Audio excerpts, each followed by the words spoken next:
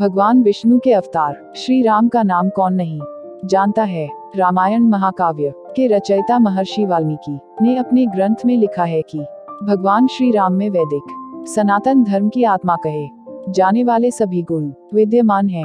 भगवान राम को पुरुषों में सबसे उत्तम पुरुष अर्थात मर्यादा पुरुषोत्तम भी कहा जाता है। त्रेता युग में जन्मे भगवान श्री राम अयोध्या के महाराज दशरथ के सबसे बड़े पुत्र थे।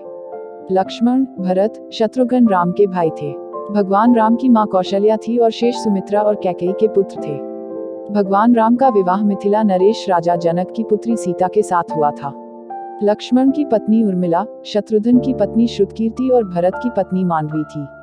विवाह के पश्चात भगवान राम को राजा दशरथ ने रानी कैकेयी के कहने पर 14 वर्ष के लिए वनवास पर भेज दिया था, क्योंकि एक वचन के अनुसार कैकेयी राजा दशरथ से कुछ भी मांग सकती थी। तो रानी कैकेयी ने दासी मंदोदरी के उकसाने पर भरत को अयोध्या का राजा बनाने और राम को वनवास देने की इच्छा जताई और पिता की आज्ञा का पालन करके भगवान राम सीता और लक्ष्मण के साथ वन की ओर चले गए।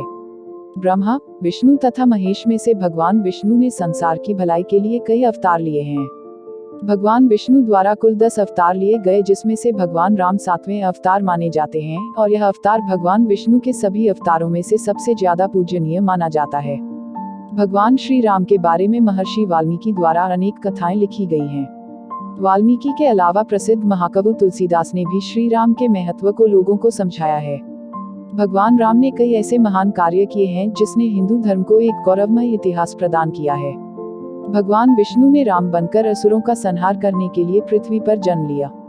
भगवान श्री राम ने मातृ घटाव पितृ भक्ति के चलते अपने पिता राजा दशरथ के एक आदेश पर 14 वर्ष तक वनवास काटा। नैतिकता, वीरता, कर्तव्यपरायणता के जो उदाहरण भगवान राम ने प्रस्तुत किए वह बाद में मानव जीवन के लिए मार्गदर्शक बन गए। भगवान राम अपनी प्रजा को हर तरह से सुखी रखना चाहते थे। उनकी धारणा थी कि जिस राजा के शासन में प्रजा दुखी रहती है वह राजा नरक भोगी होता है। महाकवि तुलसीदास जी ने रामचरितमानस में राम राज्य की विशद चर्चा की है।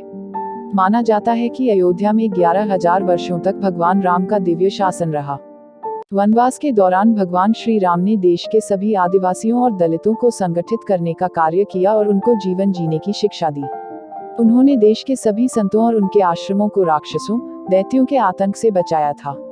अपने 14 वर्ष के वनवास के दौरान भगवान राम ने भारत की सभी जातियों और संप्रदायों को एक सूत्र में बांधने का कार्य किया। चित्रकूट में रहकर भी उन्होंने धर्म और कर्म की शिक्षा दीक्षा ली।